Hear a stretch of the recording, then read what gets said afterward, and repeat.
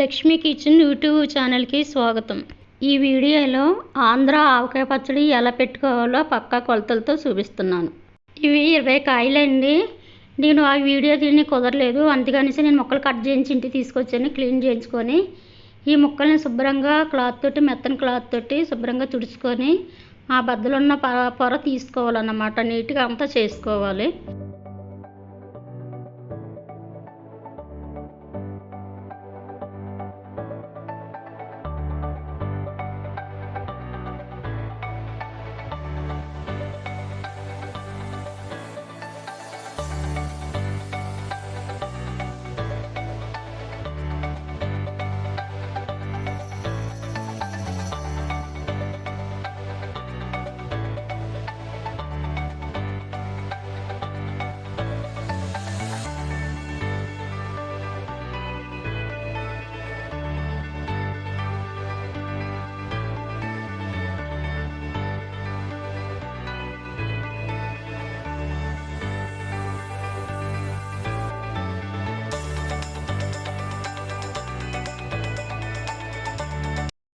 ఈ మామిడి ముక్కలు గిన్నెతోటి 4 కప్పులు అయినాయండి.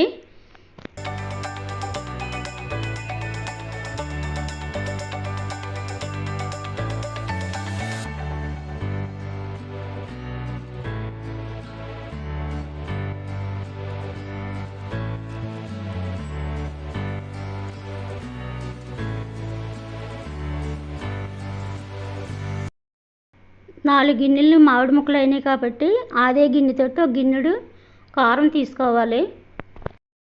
ఓ గిన్నె ఆవపిండి అండి, ఒక పావు ఉంటుందండి మెంతిపిండి తీసుకోవాలి. అదే గిన్నెతోటి ఒక గిన్నెడు సాల్ట్, కొద్దిగా హెల్తీగా 3వ రోజున కలిపినప్పుడు మళ్ళీ చాలా పోతే వేసుకుందాం. కొద్దిగా మెంతులు, మనం వెల్లుల్లిపాయలు పొట్టు తీసుకుని ఉంచుకున్నామండి, అవి కూడా అందులో వేసుకొని మొత్తం కలుపుకోవాలి, మొత్తం అంతా కలిసే వరకు.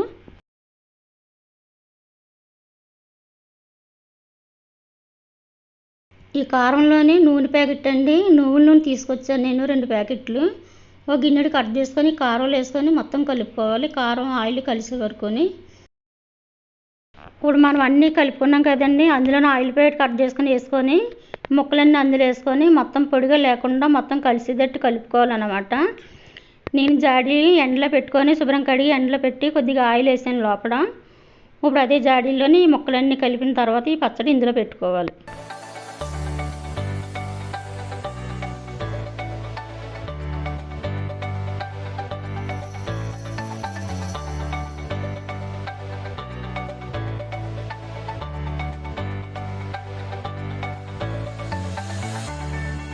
నేను 2 ఆయిల్ ప్యాకెట్లు తీసుకొచ్చానండి, 20 కాయలు. ఆ 3వ రోజు కలిపినప్పుడు కానీ చాలపోతే అప్పుడు ఆయిల్ ఉప్పు వేసుకుందాము. దీనికి క్లాత్ మంచిగా కట్టి ఓ పక్కన చీపురు కానీ కాలు కానీ తగలకుండా సంవత్సరం అంతా నిల్వ ఉండేలాగా పక్కన పెట్టుకోవాలి. ఈ పచ్చడి చాలా టేస్టీగా ఉంటుందండి, ఆంధ్ర పచ్చడి ఇది. ఇందులో అల్లం వెల్లుల్లి పేస్ట్ కట్టి ఏమి వేయం, మేము ఇలాగే పెట్టుకుంటాం.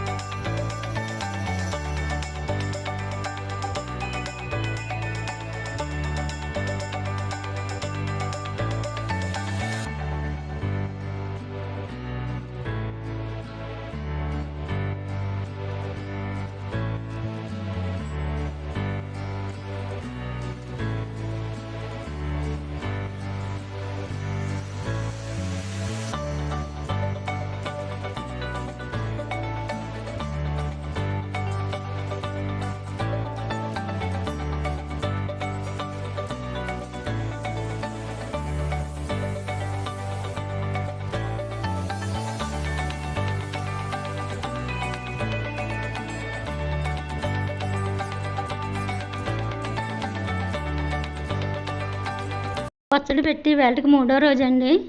ఒకసారి గిన్నెలు వేసుకొని మొత్తం కలుపుకొని ఉప్పు నూనె గట్టా సరిపోయినాయి లేదో టేస్ట్ ఎలా ఉందో చూద్దాము.